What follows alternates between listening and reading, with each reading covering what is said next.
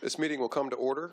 Good afternoon, everyone. Welcome to the House Community Safety Committee. Today is Monday, February 23rd, 2026, and on the bill related to law enforcement, 5974, a lot of people have signed up. We will do our very best to accommodate, and each one of you will have 60 seconds to testify. So if you had 2 minutes, shave it down to 1, because we really want to give everyone as much of a possible chance to testify.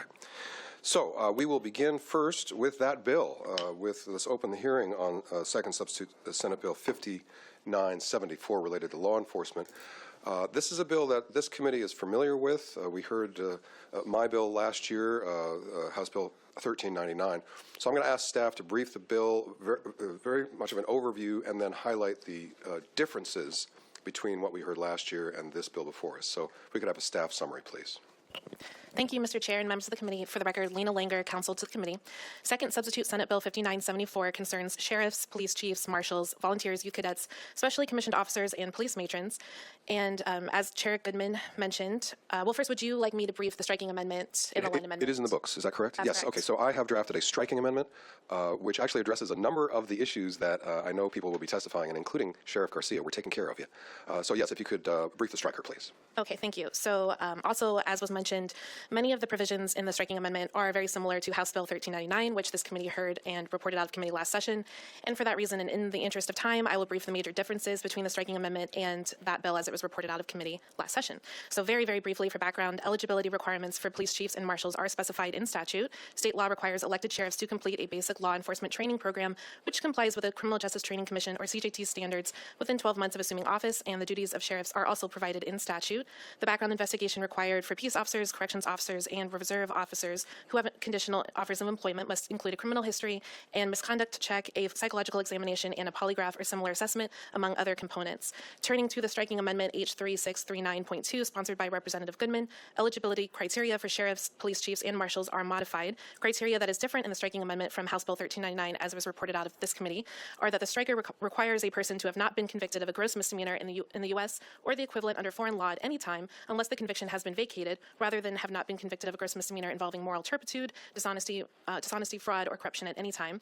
The striker requires a person to have at least 5 years of regular full-time law enforcement employment with a government law enforcement agency rather than 2 years, and requires a person to obtain certification within 9 months rather than 12 months of holding their position. Also different in the striker is that current sheriffs, police chiefs, and marshals at the time of the effective date are not required to meet the minimum age requirement or the requirement of 5 years of experience with a government law enforcement agency unless they seek appointment or election to a different office. A person seeking election as sheriff must submit a background investigation request to the Washington State Patrol, or WSP, within 6 months of and up to the filing deadline. If not yet certified, the WSP must complete the part of the background investigation that confirms that the person has met the eligibility requirements prior to the election filing deadline, or if the request is made too close to the deadline no later than the primary election, the WSP may wait until after the primary election for candidates who advance to the general election to complete the other elements of the officer background investigation.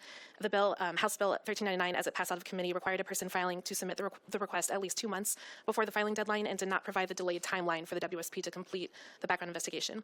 In the striker, the WSP must develop and provide on its website by October 1st, 2026, a standard form and process for persons filing for candidacy for sheriffs to use, including a form and process for the submission of fingerprints and other information necessary for the WSP to conduct the required background investigation. The county in which a person is seeking appointment or election as sheriff is responsible for any background investigation costs and must reimburse the WSP. As with House Bill 1399, some current duties of sheriffs and sheriff's deputies remain unchanged. A new duty is added, and others are amended. Please refer to page 6 of the bill analysis for those. And the sheriffs and the sheriff's deputies may call to their aid volunteers and youth cadets rather than persons or power of their county as they deem necessary. Youth cadets are defined as participants in law enforcement agency training programs for careers in law enforcement. As with House Bill 1399, limits are placed on law enforcement agencies' use of volunteers. These sections refer to volunteers and youth cadets rather than volunteers and specially commissioned officers. A list of what the volunteers may not be authorized to do and what they may be authorized to do is provided on pages 6 to 7 of the bill analysis, and the permissive list is non-exhaustive. Additionally, agency policies must include limitations on the authority of and requirements for specially commissioned officers, including requirements that specially commissioned officers must be supervised by the law enforcement agency that commissioned them other than when supervision has been lawfully delegated to another agency, and require appropriate training for any firearms or other weapons that specially commissioned officers or youth cadets are authorized to use. And then finally, the line amendment to the striking amendment, Lang 197, sponsored by Representative Goodman, modifies when a vacancy is created in the office of an elected law enforcement official by providing that such a vacancy is created when the elected person has been deemed decertified pursuant to a final decision, or if the eligibility requirements specified in statute have not been met or have not been complied with while in office, rather than providing that such a vacancy is created when the person is decertified, or if the eligibility requirements are determined to have not been met or have not been complied with while in office. That concludes my remarks. I'm happy to answer any questions. Thank you very much. The chair recognizes Representative Burnett for a question. Thank you, Chair Goodman. And it could be for the chair or for the staff, just confirming the disqualifier of it's still a gross misdemeanor. Yes, the bill provides that a gross misdemeanor, if there is a gross misdemeanor, then the candidate is not eligible. And yet, if the gross misdemeanor is vacated, and that's what we provided, that if you just go ahead and vacate your gross misdemeanor, and then you're good. So that's the idea. Right. The concern was that because right now a regular officer, line officer, is not going to be able to get terminated for a gross misdemeanor, and they'll get reinstatement back with back pay for like a DUI. And I know there was discussion on that, but I'll save that for later. Follow up for another question, or sure. We just wanted to this issue of gross misdemeanors related to moral turpitude is sort of a century-old concept, and so we wanted to update that and say, just put a process in there. If there is a gross misdemeanor, go ahead and vacate it, and then you're eligible. And then confirming backgrounds will be exactly the same for the other positions as the chiefs and the sheriffs on the bill?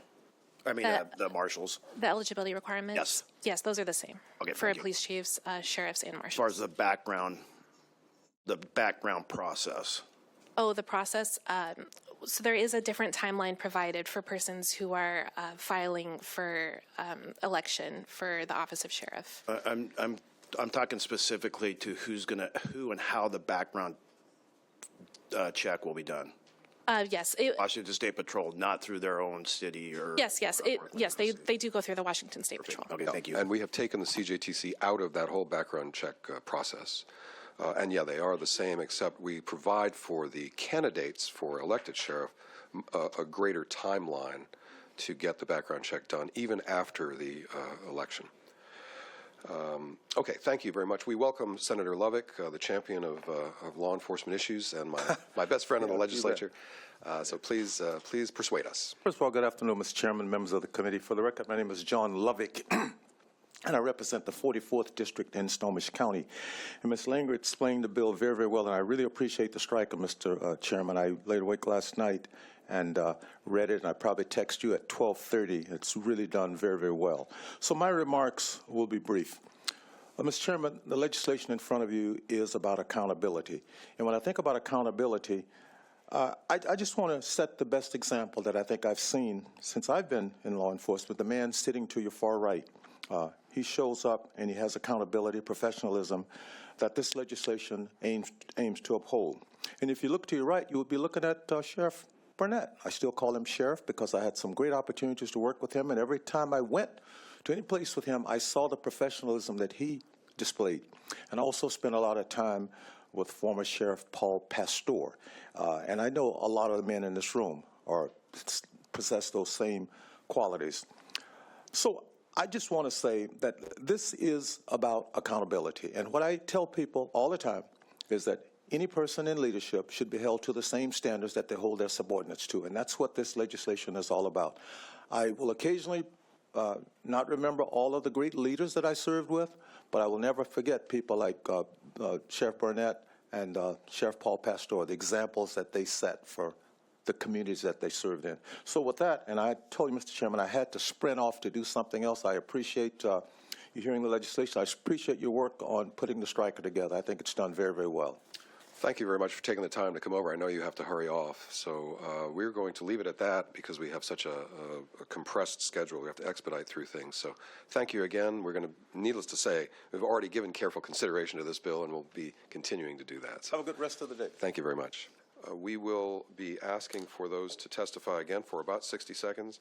73 people have signed in to testify. 14,000 people have signed in one direction or another on this bill. So a little bit of interest in this bill.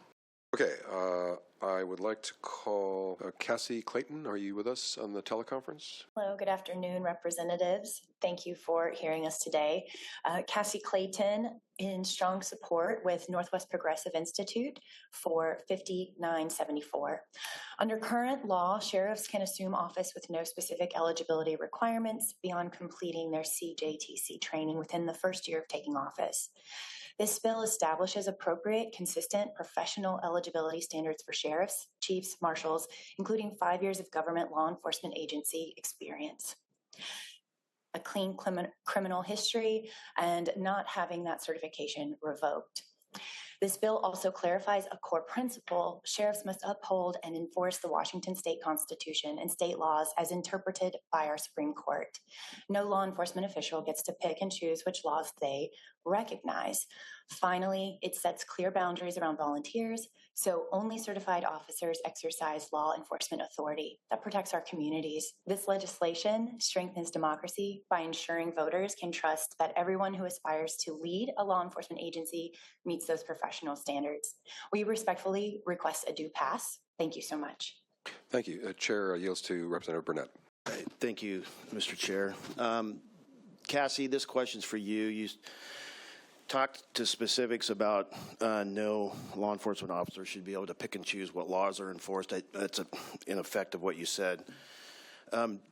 That's from a local level. Do you believe that that's also how things should be addressed from a state to a federal level? Absolutely. There's no point in creating a law, passing a law for our state and for our nation if it's not going to be enforced. Thank you. Thank you so much for the question. Appreciate it. With that, that will conclude all the time that we have for testimony. Wish that we could receive more. And again, those who weren't able to testify, please submit written comments.